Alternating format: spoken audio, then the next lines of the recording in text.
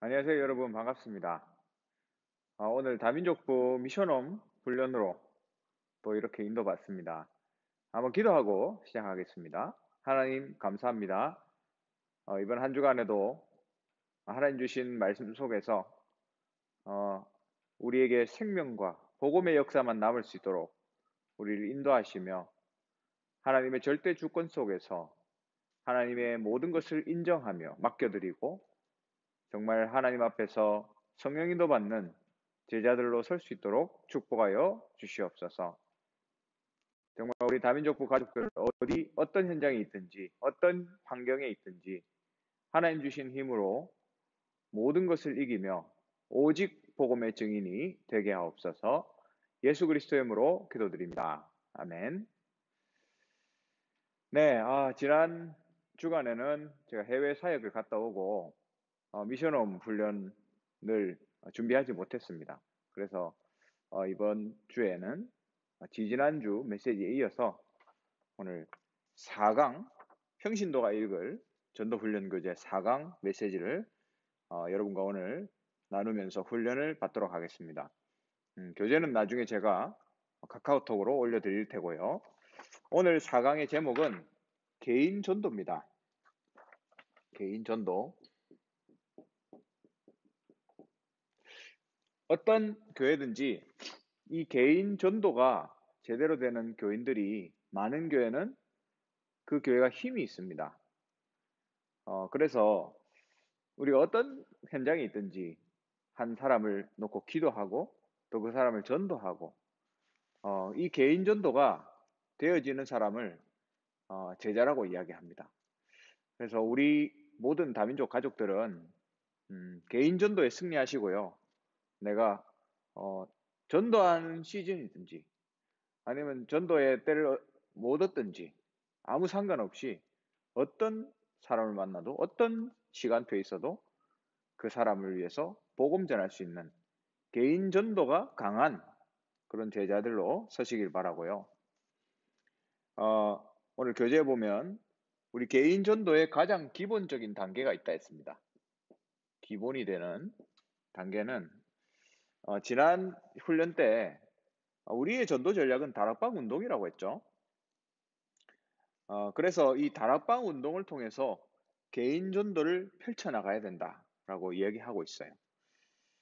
그러기 위해서는 첫 번째로 그 복음을 전하는 그 대상자의 영적인 부모가 되어 줘야 됩니다.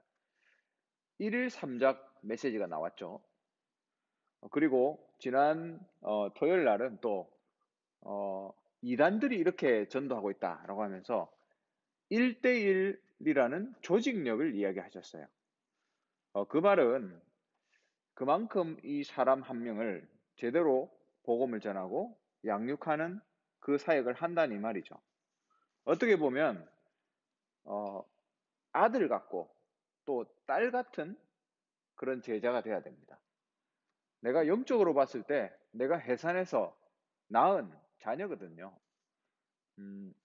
여러분 그렇다고 한다면 항상 연락하고 늘 생각이 나고 늘 잘 있는지 못 있는지 그런 마음을 가질 수밖에 없죠. 왜냐하면 그게 부모의 마음이니까요. 여러분 우리 자녀가 어디 갔으면 늘 생각나고 신경 쓰이고 잘 있는지 연락하고 하잖아요. 똑같습니다. 여러분 지금 여러분이 기도하고 또 양육하고 메시지를 주고 있는 그 다민족 한 명 있죠. 여러분 그 사람이 여러분의 영적인 자녀예요. 여러분 영적인 부모로서의 역할을 잘 감당하셔야 됩니다. 그 사람에게 율법을 얘기하면 안 돼요. 우리는 그 사람에게 계속 복음을 얘기해 줘야 됩니다. 절대로 율법을 들어서는 영혼이 살아날 수가 없고 영적 문제 해결이 안 됩니다. 복음을 계속 들을 수 있도록 도와줘야 되는 거죠. 이 사람이 처음 복음 받으면 영접하고 성령 인도받게 해줘야 됩니다. 그게 부모가 할 일이에요. 이 사람이 말씀을 통해서 계속 성령의 인도를 받도록 도와주는 게 해야 될 일이란 말입니다. 그래서 여기 보면 다니엘서 2장의 메시지가 나오죠. 12장 3절의 메시지가 나오죠. 많은 사람을 옳은 대로 돌아오게 한 자는 별과 같이 빛날 것이라 했습니다. 그래서 우리는 평생을 두고 내가 어떻게 하면 전도하고 또 내 평생의 제자를 세워나갈 것인가, 거기에 대한 여러분 기도를 하시기 바랍니다. 내가 어떻게 평생 할 것인가, 내가 오늘 할 것인가, 그 부분을 생각하는 것과 내가 평생 어떻게 할 것인가 라고 생각하는 것은 좀 내용이 달라지죠. 여러분 평생 어떻게 전도하고 제자 사역 하시겠습니까? 그러면 내 경제도 달라지고 내 스케줄도 달라지고 또 내 관심도 달라지게 되어 있습니다. 그래서 여러분 이 기본을 갖추시기 바라고요. 두 번째는 전도의 실행입니다. 일단 우리가 전도 대상자를 놓고 기도하는 것이 먼저죠. 우리는 항상 전도를 생각하는 데 있어서 어떤 사람에게 만나서 복음을 전하는 것이 전도라고 생각을 합니다. 그것도 전도가 맞는데요. 그거는 전도의 일부분이에요. 내가 어떤 대상자를 놓고 지금부터 기도하기 시작한다. 계속 기도하다가 어느 날 내가 이 사람에게 복음을 전하고 영접을 했어요. 그럼 이 사람이 하나님의 자녀가 된 거죠. 그리고 이 사람이 이제 주의 날까지, 하나님 부르시는 그날까지 제자로 살아갈 수 있도록 성령 인도 받도록 양육하는 일, 이 모든 과정이 전도입니다. 그래서 처음에는 대상자를 놓고 기도하는 것이 먼저다는 말이죠. 그래서 이 전도는 이 전체를 포함한다는 것을 기억한다면 내가 어떤 것에 집중하고 또 어떤 사역을 해야 될지 나오게 돼 있죠. 유 목사님 메시지 중에 오치만리 이야기를 하시잖아요. 한 반에 60명이 있었는데 고등학교 다닐 때 60명의 학생들에게 복음을 전하려고 그 이름을 다 썼답니다. 처음에는 어떻게 전도할지 몰라서 자기의 멘토가 되는 그 선교사님에게 물어봤대요. 그러니까 그 선교사님이 이름을 다 쓰고 기도해라. 그래서 그때부터 써놓고 기도했답니다. 그런데 한 명도 복음을 듣지 않는 거예요. 그래서 그 선교사님한테 가서 왜 시킨 대로 했는데 복음을 받지 않습니까? 그러니까 이 선교사님이 그렇게 인내가 없냐? 끝까지 이 영혼을 놓고 기도해라. 포기하지 마라. 그래서 계속 기도했더니 하나님이 시간표가 되어서 59명, 59명에게 복음을 전하고 나머지 한 명에게는 못 전했지만 그렇게 됐다고 합니다. 그 한 명은 무당의 자녀라고 그렇게 얘기를 하고 있어요. 그래서 얼마나 이게 복음을 전하기 위해서 그 사람을 놓고 기도하는 것이 중요한 일인가를 우리에게 얘기해 주고 있죠. 그리고 이렇게 기도하다 보면 분명히 복음 전할 기회가 옵니다. 반드시 와요. 뭐 부모님이 돌아가실 수도 있고요. 또 갑자기 큰 병이 걸릴 수도 있고, 뭐 아니면 가족 간에 어떤 큰 갈등이 생길 수도 있고, 여러 가지 문제들이 오죠. 근데 그건 우리한테는 기회입니다. 그 사람한테도 기회죠. 복음을 들을 아주 중요한 인생의 기회가 되는 거예요. 그러면 집중적으로 이 복음을 듣지 못하게 하는 흑암 마귀의 세력이 무너지도록 기도해 줘야 됩니다. 그러면서 특별 기도가 필요하죠. 같은 이야기입니다.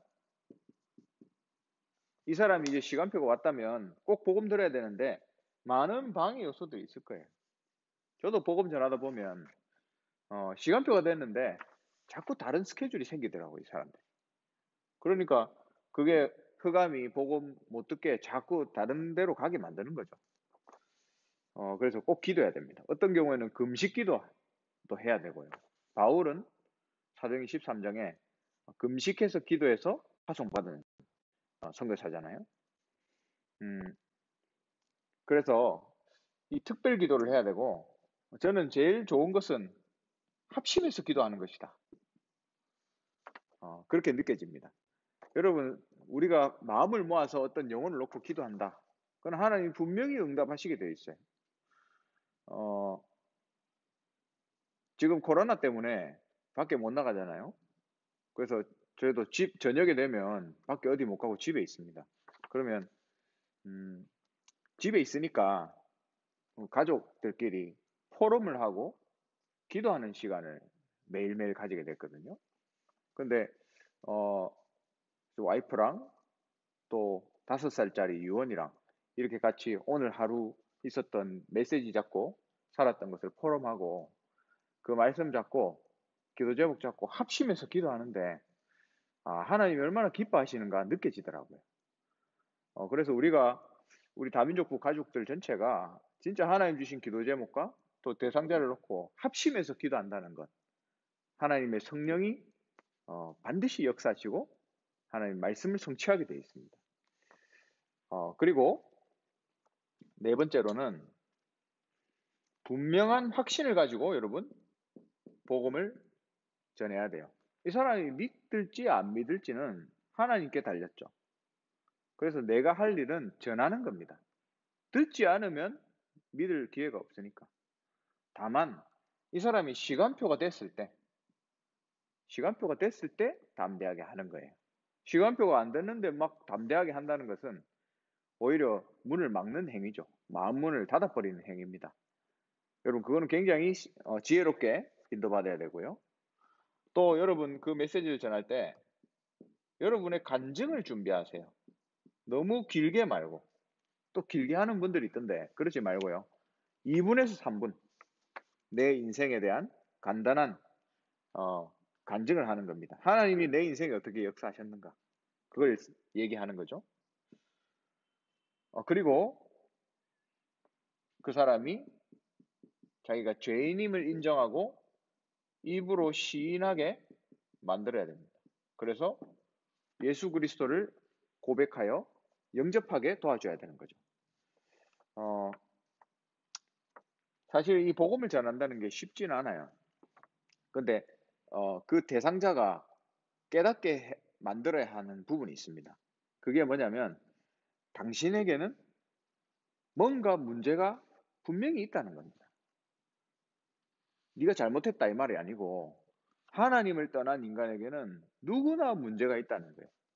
감추고 있고 거짓말할 뿐이지 반드시 있습니다. 그래서 그 부분을 알도록 만들어주는 것. 하나님을 떠났기 때문에 그 문제가 있다는 것. 인간이 왜 불행한가? 이걸 설명해 줘야 돼요. 그래서 복음을 전했는데 완전히 영접을 하지 않는다면 끝내버리는 경우가 많은데 그렇게 하지 마시고 이 사람이 영접은 하지 않았지만 계속 다락방을 하면서 복음을 들을 수 있도록 도와주는 것이 중요합니다. 제가 어제 그 우리 농공의 청년들이 자발적으로 시작한 그 다민족 센터에 가게 됐어요. 이제 이름을 빛 센터라고 지었던데요. 우리 교회 우리 청년들이 힘을 모아서 농공에서 이제 TCK들과 거기 있는 사람들 복음 전하기 위해서 다민족들에게 복음 전하기 위해서 만든 센터입니다. 거기에서 계명문화대학교에 다니는 우리 캄보디아 학생 한 명을 만났어요. 그래서 그 친구가 지금 혼자서 아주 어렵게 공부를 하고 있는데 어머니는 너무 팔이 아파서 이 건강 때문에 일을 하지 못하고 또 아버지도 경제적으로 굉장히 힘든 분이고 그리고 이 친구는 공부를 해야 되는데 누가 가르쳐주는 사람은 없고 주위에 아는 사람도 없고 굉장히 외롭고 힘든 상황이 있더라고요. 그래서 그 센터에서 같이 만나게 됐습니다. 이 친구가 여러 가지 문제 가운데 있더라고요. 육신적인 문제와 또 눈에 보이지 않는 그런 스트레스와 영적 문제 그런 문제들을 보면서 하나님은 인간을 행복하게 창조하셨고 당신이 행복하기를 원하는데 너가 행복하기를 원하는데 네가 정말 하나님을 만나면 행복할 수 있다. 그 부분을 얘기를 해줬거든요. 그래서 앞으로 이제 그 센터에서 5분밖에 안 돼요. 그 집이. 거기에 와서 우리 거기 상주하고 있는 우리 태은 선생님하고 한글 공부도 하고 말씀도 듣고 이렇게 하기로 이렇게 약속을 했습니다. 물론 이제 코로나 부분 때문에 마스크를 끼고 조심해서 이제 만났는데요. 앞으로 또 농공에 복음 전할 수 있는 귀한 센터가 되기를 기도하고 더욱 참 귀한 것은 자발적으로 일어나서 누가 도와주지 않았는데 스스로 그 현장을 들어갔고 또 스스로 이 센터를 준비해서 이렇게 사역하는 걸 보면서 너무 귀하다. 너무 귀한 청년팀이다. 라는 생각을 하게 됐습니다. 여러분, 그래서 누굴 만나든지 네가 왜 불행한가? 분명히 하나님 떠났기 때문에 문제가 있다라는 것을 정확하게 전달해 줘야 되는 거죠. 그리고 세 번째는 복음 전하는데 장애들이 있습니다. 그리고 해결해야 될 것들이 있어요. 분명히 하다 보면 막 비난을 하고요. 또 여러 가지 질문들을 많이 해옵니다. 지금 어제 갔다 온 그 센터도 사실 주민들이 너희 신천지 아니냐 하면서 나쁜 시선으로 막 이렇게 이런저런 이야기를 한다고 하더라고요. 또 코로나 때문에 이게 사람들이 모이면 민감하잖아요. 물론 지금은 굉장히 조심하고 있고 조용히 이렇게 모임을 이제 자제하면서 인도를 받고 있다고 하는데 분명히 그 농공지역 다민족에게 복음 전해야 되기 때문에 이 일을 하나님 기뻐하시는데 반대로 사단이 역사하는 거죠. 비난과 또 질문이 있을 수밖에 없습니다. 그러면 우리는 그걸 잘 경청해 주면 돼요. 잘 들어주면 됩니다. 그리고 주의할 것은 절대로 논쟁하면 안 돼요. 논쟁에서 이기면 더 기분 나빠합니다. 그래서 논쟁하지 마시고요. 겸손하고 진실하게 대답해 주면 돼요. 이게 우리가 부딪힐 때 해결하는 방법입니다. 그리고 네 번째로 반대 질문. 복음을 받으려고 복음을 제시했는데 복음을 안 받는 핑계들이 있어요. 쉽게 얘기하면 핑계죠. 물론 하나님 역사하셔야 되지만 그 반대하는 질문에 우리가 답해줄 답이 있어야 되잖아요. 그 답의 첫 번째 그 질문은 성경이 진짜 하나님 말씀이 맞냐는 겁니다.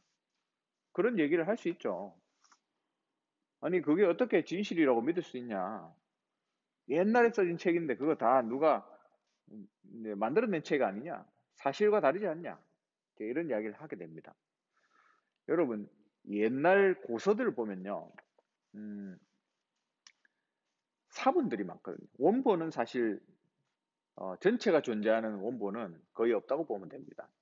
그러면 사본들이 많은데요.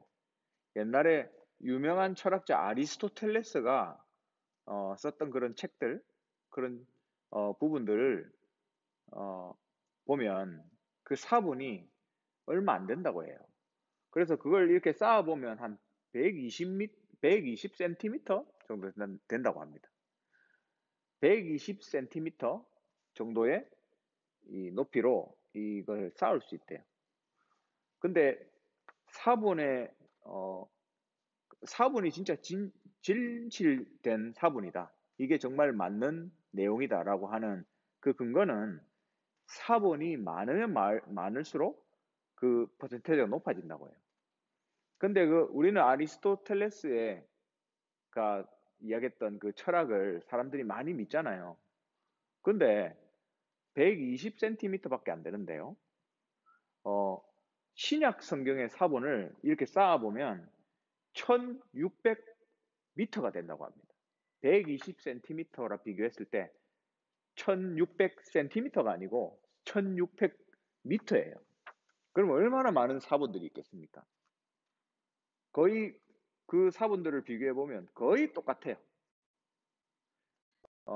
그만큼 이 성경이 바른 책이고 진실된 책이고 허구가 없다라는 것을 객관적으로 증명하고 있는 거죠.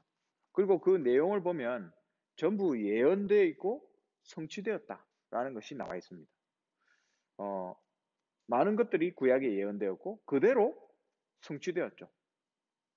예를 들면 이스라엘 민족이 고난당하는 것이 전부 예언되었습니다. 로마가 망하는 게 예언되었죠. 이 모든 것들이 예언되고 성취된 것. 그래서 성경 자체로 그 안에서만 봐도 예언과 성취들이 다 나오는 거예요. 성경 안에서 이미 증명을 하고 있습니다. 성경이 진리라는 것을.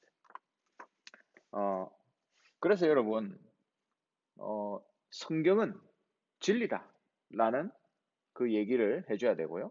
그리고 두 번째, 나는 죄가 너무 많다. 그런 얘기를 많이 하죠. 나는 내 같은 사람은 교회 못 가요. 죄 너무 많아요. 담배도 피고 이런 일도 했고 저런 나쁜 일도 했고 그런 얘기를 하는 사람도 있습니다. 근데 성경의 진리는 하나님이 의인을 부르러 온 것이 아니고 죄인을 부르러 왔다. 죄가 많은 것에 은혜가 많다. 그 죄 때문에 예수님이 십자가에서 죽으셨다. 그래서 네가 죄가 있다면 그래서 교회를 와야 된다. 라고 얘기해 줘야 되는 거죠. 그래서 예수 믿어야 된다. 그리고 세 번째는 나는 믿고 싶은데 안 믿어진다. 그냥 덜컥 영접하는 사람보다 조금 생각해보고 들어보고 믿는 사람이 훨씬 확실합니다. 보면 그런 사람들이 나중에 더 잘 믿어요.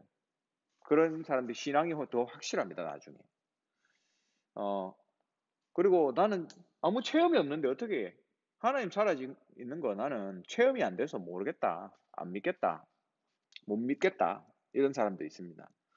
근데 성경에는 체험하지 않고 보지 않고 믿는 사람이 더 복이 있다라고 이야기하고 있죠. 그래서 체험하고 믿는 거는 낮은 수준이다. 그런 그 메시지를 전달해 줘야 돼요. 그리고 네 번째는 믿고 싶지만 시간이 없다. 그런 사람이 있습니다. 그 말은 교회를 내가 못 나간다 이 말인데 여러분 절대로 교회 오라고 하지 말고요. 하나님의 말씀을 들으라고 하세요. 그래서 뭘 해야 되냐? 다락방을 해야 됩니다. 다락방을 열면 돼요. 일주일에 15분 부담이 없잖아요. 이게 최고의 전도 방법입니다. 그러면 결국에는 가라 안 해도 자동으로 자기가 교회 가겠다고 하게 돼 있어요. 그리고 예수 믿으면 포기해야 될 것이 너무 많다. 그런 사람도 있습니다. 성경에 보면 마가복음 8장 36절 37절에 천하를 얻고도 목숨을 잃으면 그게 무슨 소용이 있는가? 그 성경 말씀을 전달해 줘야 돼요. 그리고 예수 믿으면 세상을 포기하는 것이 아니라 더 가치 있는 것을 얻는다. 그리고 그 그리스도 안에는 경제적인 모든 축복도 다 포함되어 있다. 이 말씀을 전달해 줘야 되는 것이죠. 그리고 여섯 번째로 나는 믿는 사람들 너무 실망스럽다. 예수 믿는 것들 너무 싫다. 이런 사람들이 있습니다. 그 사람들한테는 교인이 표준이 아니고 예수 그리스도가 표준이다. 그 얘기를 해줘야 돼요. 그리고 그런 사람들이 지금 변화되어 가는 과정이고 그런 사람들이 교회에 와서 그 정도지 교회 안 왔으면 어떻게 할 뻔했나 그 사람들이. 그리고 나도 내 스스로도 지금 변화되어 가고 있는 과정이다. 나는 참 부족한데 하나님 믿고 예수 그리스도를 통해서 변화되어 가고 있는 중이다. 그래서 당신도 하나님을 만났으면 좋겠다. 그렇게 메시지를 던지면 됩니다. 그리고 일곱 번째는 내가 가난하고 생활이 어려워서 못 믿겠다. 그런 사람이 있어요. 성경에는 영적인 축복과 동시에 육신적인 축복도 같이 약속하고 있습니다. 네 영혼이 잘됨 같이 모든 일이 범사가 잘 될 것이다. 강건할 것이다. 그렇게 약속하고 계시죠. 그래서 그 안에 모든 축복이 다 들어있다는 것을 전달해 줘야 되고요. 그리고 여덟 번째는 하나님을 믿는데 예수님을 못 믿겠다. 내가 신은 믿는데 예수는 못 믿겠다. 그런 사람들한테는 예수님이 하신 얘기, 나와 아버지는 하나다. 나를 본 자는 아버지를 보았다. 그 메시지를 전달해 줘야 되는 거죠. 아니, 성경이 진짜 사실이 맞냐? 그리고 예수가 진짜 신이 맞냐? 나는 예수 못 믿겠다. 그런 사람들에게는 진짜 여러분 다른 말을 하지 말고요. 진짜 성경에 이야기하는 이야기를 그대로 전달해 주면 됩니다. 저 사람이 성경을 믿을까? 이런 생각할 필요가 없어요. 이 성경은 하나님 말씀이기 때문에 선포하는 순간 하나님 역사하시면 능력으로 나타납니다. 그래서 그 말씀대로 예수님은 하나님 그분 자신이다. 전달해 줘야 되는 것이죠. 그러면 영적으로 벌벌 떨고 무릎 꿇게 돼 있어요. 아홉 번째, 모든 종교는 다 같다. 이런 사람들 있죠. 종교는 선을 행하는 거고요.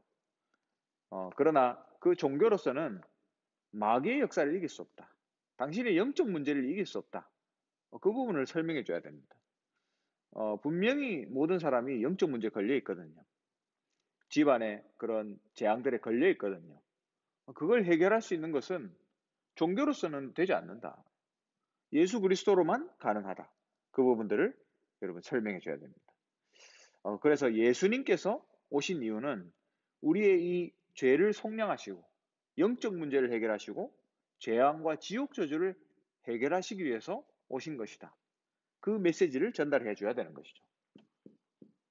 열 번째는 기독교는 교파가 너무 많다. 뭐 장로교, 성결교, 뭐 감리교 너무 많다. 장로교 안에서도 막 엄청 많잖아요. 그래서 나는 그런 교파가 많은 거 너무 싫다. 진리는 왜 하나인데 왜 그렇게 갈라지냐? 그런 말 하는 사람들한테는 몸은 하나인데 지체가 많은 것이 아니냐? 그리스도는 하나고 믿는 사람은 여러 가지다. 그러나 복음은 하나다. 이렇게 설명해 주면 됩니다. 그리고 나는 죄가 없다. 이런 사람들이 있어요. 그거는 당신이 나쁜 일을 하는 사람이란 말이 아니고 하나님을 모르는 게 죄다. 하나님을 떠난 그 자체가 죄다. 그 죄가 뭔지를 설명해 줘야 됩니다. 하나님 떠난 죄를 가지면 분명히 인생에 문제가 올 수밖에 없다. 불행할 수밖에 없다라는 것을 전달해야 돼요. 그리고 교회 다녀봐야 별 소용이 없다. 이런 말 하는 사람들 있죠. 교회 다닌 것이지 예수 믿은 게 아니다. 복음을 네가 몰랐던 것이다. 나도 옛날에 교회 다녀봤다. 이런 사람들 있잖아요. 아무 소용 없더라. 그렇지 않아요. 네가 진짜 복음을 못 들은 것이다. 예수 믿은 게 아니다. 그렇게 설명해 줘야 되고요. 또 예수 믿으면 우리나라 문화에는 제사를 못 지낸다 라는 말 있죠. 제사의 기원에 대해서 얘기해 줘야 됩니다. 우리 담임 목사님도 그런 명절 시즌만 되면 그 메시지를 해주시죠.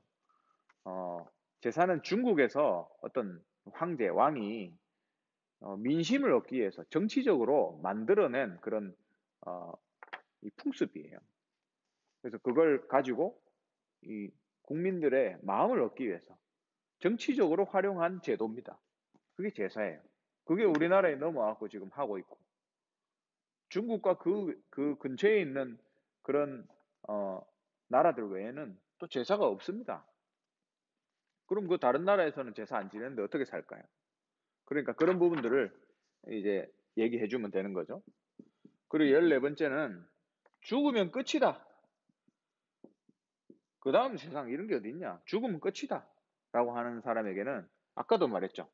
성경 말씀 그대로 전달하면 돼요. 분명히 성경은 심판을 얘기하고 있다. 그 사실을 성경을 근거로 얘기해 줘야 되죠. 그리고 15번째, 성실하고 진실하게만 살면 된다. 아니, 그런 거 믿지 말고 그냥 성실하게 살면 되는 것이지. 의외로 그런 사람들 많습니다, 여러분. 그런 사람들에게는 어, 성경 말씀대로 또 얘기해 주면 돼요. 나는 바른 길이라고 걸어가지만 결국 필경 사망의 길이다. 이 성경에 기록된 말씀을 전달해 주면 됩니다. 그리고 16번째는 너무 광신적이라서 못 믿겠다. 너무 깊이 믿고 광신적이다. 미친 인간들 같다. 이렇게 얘기하는 사람들 있죠. 아까도 얘기했지만 사람이 기준이 아닙니다. 좀 너무 과하게 하는 그런 사람들 때문에 오해가 된 부분이 있겠죠. 그런 사람이 기준이 아니고 진짜 당신이 하나님을 만나서 행복 찾는 게 그게 먼저가 아니겠냐. 당신이 정말 행복하냐. 이 메시지를 전달해 주면 됩니다. 여러분 오늘 개인 전도에 대한 메시지를 나눴는데요. 아까 여러분 기억하실 것은 이 모든 과정, 복음 전하는 것만 전도가 아니라 이 사람을 위해서 기도하고 이 사람이 영접하고 또 이 사람이 잘 신앙생활 할 수 있도록 제자로 설 수 있도록 양육하고 이 모든 게 전도라는 것을 여러분 꼭 기억해야 됩니다. 그래서 여러분 사역이 지금 전도의 사역을 하고 있는 거고요. 아까 서론에도 처음에 부분에 말씀했지만 여러분 영적인 부모가 되어줘야 돼요. 지금 우리 다민족들 보면 진짜 기숙사에서 나오지도 못하고요. 일주일에 한번 교회 와서 예배 드리는 것으로 또 힘을 얻고 그랬는데 그런 것도 안 되니까 너무 힘들어요. 그래서 여러분 정말 기도하시면서 여러분 각 나라별로 우리 팀별로 여러분이 속한 그 나라의 우리 다민족들 위해서 여러분 전화도 하시고 또 여러 가지 상황들도 좀 물어보시고 그러면서 메시지도 전달해 주시고 또 기도도 해 주시고 그런 부분들을 여러분 실천해야 되는 시간표가 지금 이 시간표입니다. 그래서 1일 3작 쉽게 얘기하면 나의 자녀다 라고 생각하면 여러분이 할 수 있는 것이 달라질 것입니다. 그냥 사역이다 생각하면 그냥 사역으로 끝나는 건데요. 이 사람이 나의 영적인 자녀다. 그러면 여러분의 사역이 완전히 달라질 거예요. 여러분 우리는 사역하는 사람들이 아닙니다. 우리 다민족부 우리 사역자분들은 이 부분을 명심하세요. 나는 사역하는 사람이 아니고 정말 참 복음을 전달하는 사람이다. 정말 영혼을 살리는 전도자다. 이 사실을 기억한다면 여러분 달라지게 되어 있습니다. 교회의 벽을 넘을 수도 있고요. 다른 사람과 시기할 필요가 없습니다. 왜냐? 나는 그것과 상관없이 그런 동기하고 상관없이 진짜 순수하게 저 영혼에게 참 복음을 전달하는 사역하는 사람이다. 그것을 깨닫게 되는 것이죠. 여러분 그래서 개인 전도에 대한 바른 메시지를 가지고 여러분에게 맡겨진 귀한 다민족들을 계속 영적으로 보살피고 부모 역할을 하면서 살리는 전도자로 서게 되시기를 바랍니다. 기도하겠습니다. 하나님 감사합니다. 이번 한 주간도 우리가 비록 현장에 가서 많은 사람을 만날 수 없지만 또 여러 가지 방법을 통해서 또 우리 다민족들에게 복음을 전달하고 또 그들의 아픔을 또 함께 위로하면서 정말 영적인 부모로서 우리 다민족들을 양육하고 살릴 수 있는 귀한 사역이 진행될 수 있도록 우리 귀한 다민족 사역자들을 축복해 주시옵소서. 감사드리며 예수 그리스도의 이름으로 기도드립니다. 아멘.